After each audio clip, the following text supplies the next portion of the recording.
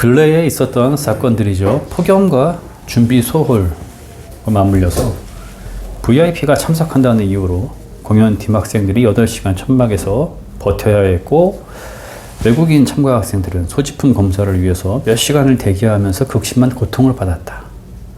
이러한 잼버리 소식에 국민들 그리고 외국 언론은 분노를 쏟아냈습니다.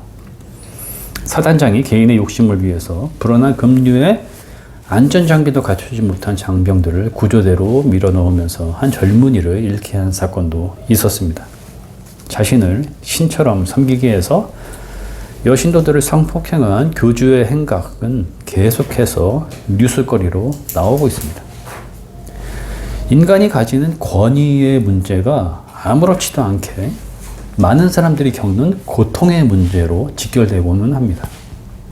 알려진 사건들이 아니더라도 우리는 직장과 이웃, 주변에서 유사한 경험들을 많이 하게 됩니다.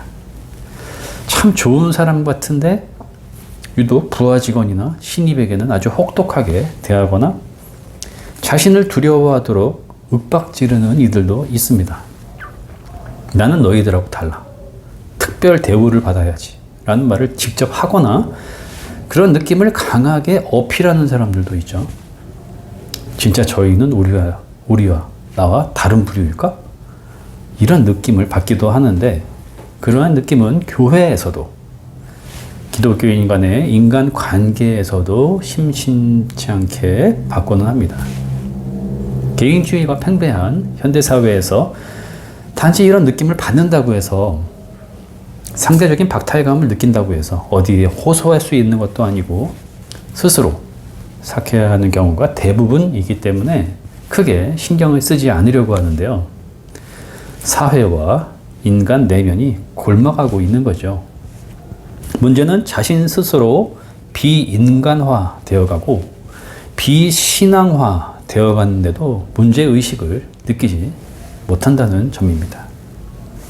오늘 우리의 본문은 예수님이 제자들에게 너희는 그들과 같아서는 안 된다 라고 강하게 말씀하시는 장면입니다. 제자에게는 따름의 규칙으로 제시되고 있고, 바리새파를 중심으로 한 종교 지도자들에게는 경고의 메시지로 주어지고 있습니다. 평소에 그들의 중심을 꿰뚫어 보셨던 예수님은 6가지의 행동을 부정적으로 거론하고 있습니다.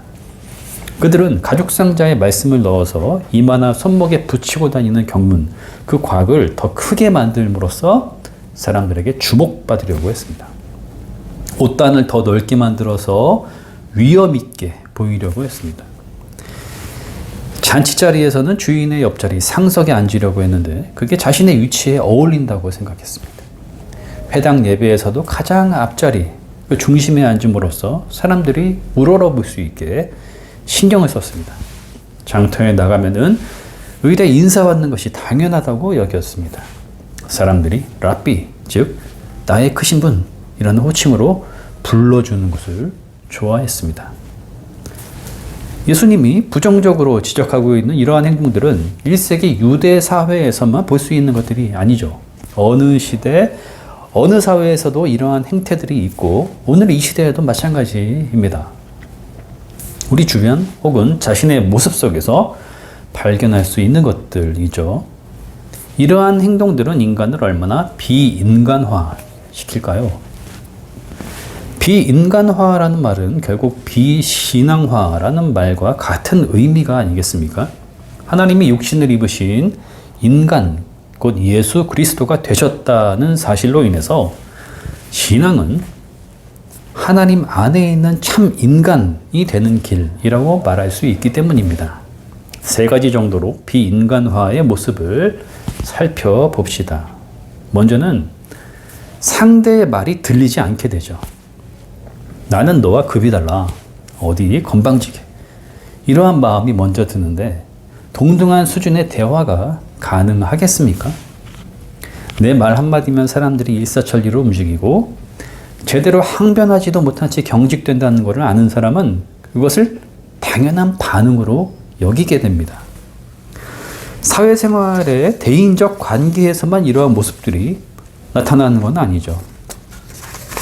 여성을 무시하는 남성, 아이들을 우습게 여기는 어른, 전문직을 이유로 권위를 내세우는 이들이 있습니다.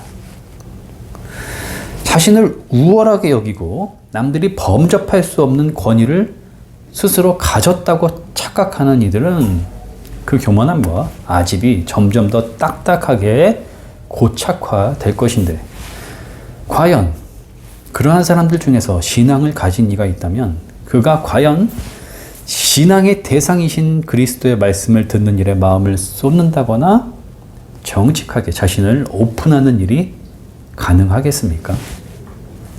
가능하다고 스스로 주장한다면 신앙의 영역이 분리된 채 행동이 가능하다는 말일 텐데, 그건 자아 분열의 상태가 아닐까요? 두 번째로는 외식, 곧 위선의 상태에 떨어지고 말죠. 예수님께 질책을 받고 있는 종교 지도자들이 가진 전형적인 모습이었습니다. 그들에게는 긍휼히 여김이 없고 예배의 경건이 없으며 참다운 어울림이 없습니다. 인간은 본래 스스로 권위를 주장할 수 없는 존재입니다. 사회가 권위를 부여해주고 책임을 맡기는 직업군이 있을 수밖에 없는데요. 특히 법조계, 의료계, 교육계, 종교계와 같은 분야들입니다. 인간이 그 일들을 감당할 수 있는 능력이 있어서가 아니라, 충분한 자격이 있어서 권위를 가지는 것이 아니라, 본래 감당할 수 없는 존재이지만 사회적인 합의로부터, 하나님의 부르심이라는 소명으로부터 자격을 위임받기 때문에 그 일을 할 수 있는 것이고, 따라서 겸손하게 최선을 다하여 감당할 수 있을 뿐입니다. 이를 망각하는 사람들은 자신을 대단한 존재라고 여기기 때문에 위선에 떨어지고 말죠. 불행한 일이 아닐 수 없습니다.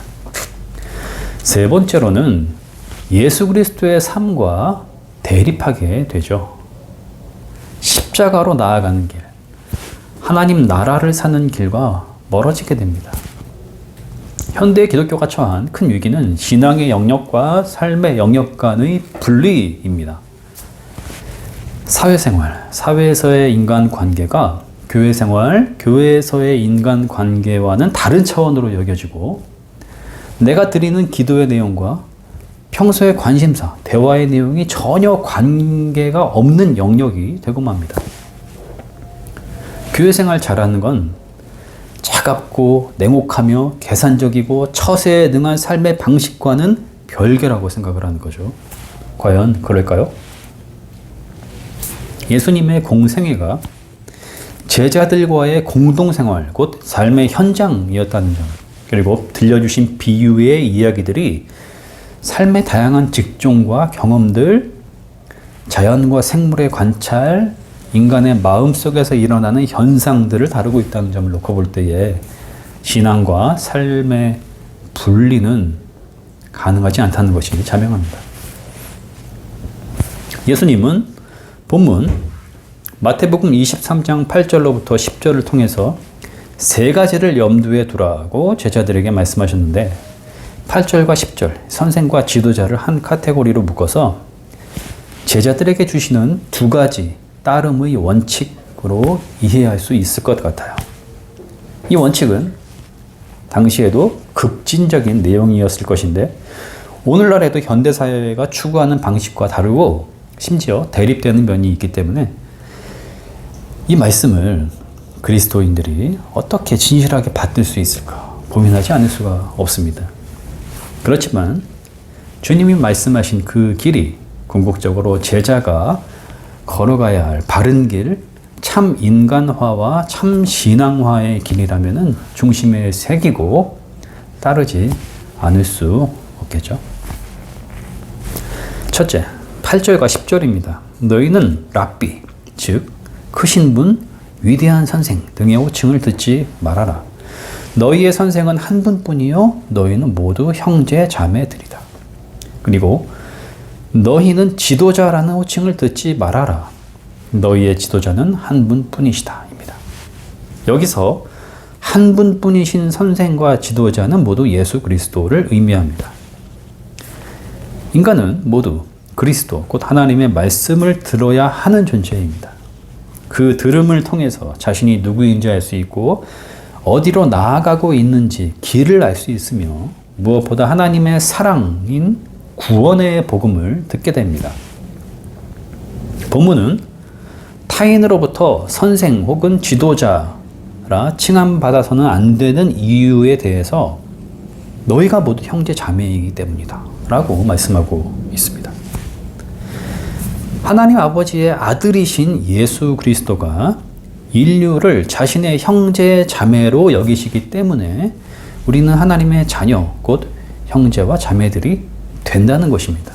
놀라운 은혜의 말씀이죠. 바울은 로마서 8장 29절에서 예수님을 많은 형제 가운데에서의 맏아들이라고 부르고 있습니다. 사회적인 위치, 직업적인 성격상 선생과 지도자로 불림을 받는 사람들이 있죠.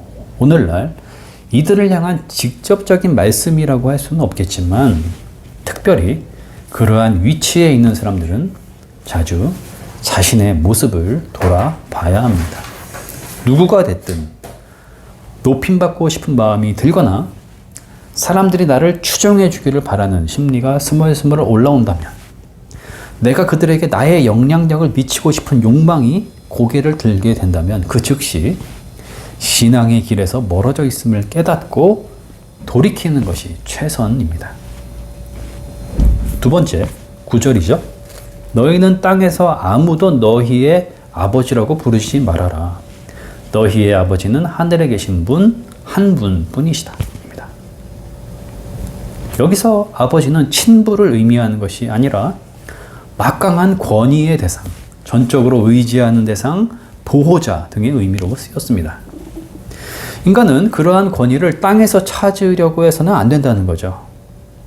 1세기 그리스도인들은 그리스 로마 사회 문화권에서 실제 생사 여탈권을 행사했던 황제에게 자신들의 운명을 맡기지 않을 것임을, 자신들의 운명은 오직 하늘에 계신 아버지 하나님 뜻 안에 있음을, 그 뜻 안에서 예수 그리스도가 죄와 죽음에서 해방시키신, 우리를 해방시키신 주님이시라는 것을 신앙 고백하였습니다. 하나님을 유일한 한 분뿐이신 아버지의 권위로 섬긴다는 것은 이 시대에도 마찬가지로 수많은 거짓 권위들과 우리를 두렵게 하는 것들로부터 인간을 자유케 합니다. 하나님의 뜻이 아닌 것에 자신의 운명을 걸지 않기 때문이며 현실에 절망하지 않기 때문입니다. 생명의 근원이신 하나님이 예수 그리스도 안에서 우리를 영원히 지키신다는 복음을 듣고 그것을 신뢰하는 인간은 삶을 대하는 관점이 새로워지게 되죠. 오늘이 살아있음의 정점이며 내일은 하나님이 열어주실 새 날로 기대하게 됩니다. 생이 근본적으로 고통이거나 우연이 아닌 하나님의 은혜요 섭리라는 것을 받아들이게 됩니다. 모든 것이 스쳐 지나가는 덧없는 것이 아니라 영원과도 같은 깊이와 생명의 신비를 담고 있는 하나님 나라의 실제라는 사실에 눈뜨게 됩니다. 주님은 12절에서 자기를 높이는 사람은 낮아지고 자기를 낮추는 사람은 높아질 것이다 라고 말씀하셨습니다. 그렇지, 스스로 교만한 사람이 있으면 겉으로는 존경하는 척 하겠지만 속으로는 무시하지 않겠나. 반대로 대단한 사람인 것 같은데 겸손하게 행동하면은 속으로는 그를 존귀하게 여기겠지. 이렇게 해석할 수도 있을 텐데요. 복음서에 종종 나오는 이 말씀, 예수님이 제자에게 주시는 이 말씀을 종말론적인 의미로 한번 들어봅시다. 종말론적 의미라는 것은 인간이 눈에 보이는 현상들로 인해서 판단하고 해석하는 차원이 아닌 시간과 모든 운명의 주님이신 하나님의 뜻 안에서 오늘을 참되게 공감하는 신앙적 의미를 찾는다는 것이고, 또한 마지막 우리 주님의 재림의 때 생명이 완성되는 순간을 소망하는 차원에서 그 의미를 묻는다는 것입니다. 상하 반절로 나누어서 먼저 스스로 자기를 높이는 자는 낮아지게 되리라. 이 말씀이 지닌 의미는 다음과 같습니다. 그는 하나님의 능하신 손을 의식하지 않고 그것을 무시하기 때문에 끊임없이 자기 자신이 세계와 운명의 주인이 되려고 하고 또한 그것을 완성할 수 있다는 강박에 빠짐으로 인해서 불안과 염려의 속박에서 벗어날 수 없게 됩니다. 창조의 하나님, 이 세계를 보존하시는 하나님의 섭리 안에서 누리는 생명의 신비와 관계의 아름다움을 느낄 수 없고 보호자 없이 홀로 영원과 영혼의 문제를 해결해 보려고 하지만 끝내 그 길을 찾을 수 없는 상태로 두려움의 나락에 모든 것을 잃고 마는 절망의 바닥에 떨어지고 마는 것입니다. 죽음의 순간이죠. 하반절, 자기를 낮추는 사람은 높아지게 될 것이다. 이 말씀이 지닌 의미는 다음과 같습니다. 그는 하나님의 능하신 손 아래 자신과 세계의 질서가 놓여 있음을 알기에 하나님의 통치를 신뢰하고 하나님의 뜻인 예수 그리스도를 전적으로 붙들려고 합니다. 창조와 보존의 하나님 안에서 생명의 신비와 우주의 광대함을 느끼기에 마음이 넓어지고 선하신 창조와 종말을 믿으며 오늘을 감사로 내일을 희망으로 받아들입니다. 죄와 죽음에서 해방된 현실을 삶의 자리와 상관이 없는 교리로서 듣는 것이 아니라 일상에서 하나님 나라의 생활로 살아가는 자이며 세상의 성공 방식과 거짓 권위에 운명을 걸지 않기 때문에 무정한 사람이 되거나 절망에 빠지지 않습니다. 친절하고 온유하며 굳건한 삶의 태도를 가지죠. 그는 생명이 예수 그리스도의 하나님께 있음을 믿습니다. 마지막 주님 재림의 때 하나님은 죽음에서 예수 그리스도를 부활로 들어 올리셨듯 그도 부활의 생명으로 높이실 것입니다. 간혹 교회에서 왠지 모를 불편함을 느끼게 하는 사람을 경험하곤 합니다. 그 불편함은 두려움을 포함하는 감정인 것 같습니다. 하나님 신앙 안에서 인간을 향해 두려움을 느낀다는 것은 옳지 못한 태도이지만 그렇게 받아들이는 사람이 내성적이라거나 평소 자존감이 낮아서 그런 것은 아닌 것 같아요. 이중성의 엄청난 간격을 보게 될 때, 어느 순간 확 바뀌어버리는 얼굴의 표정과 예측 불가능한 모습에 당황하게 될 때, 즉 인격의 통일성과 일관성이 무너지는 양면성을 경험하는 순간 인간에게서 공포심을 느끼게 되는 것입니다. 그런 불편함이죠. 제자의 길, 예수 따름의 따뜻한 영성의 길과는 정면으로 대립되고 있는 그 모습을 내가 혹시 지니고 있지는 않은가 잘 살펴봅시다. 주님은 제자에게 너희의 십자가를 지고 나를 따르라 말씀하셨습니다.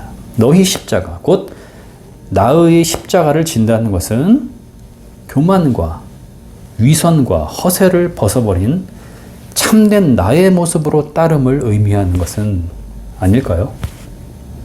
부르신 이가 우리 주님이시기에 주님을 중심으로 신뢰한다면 그리스도의 영이신 성령께서 따를 수 있도록 믿음과 용기를 주실 것입니다. 아멘.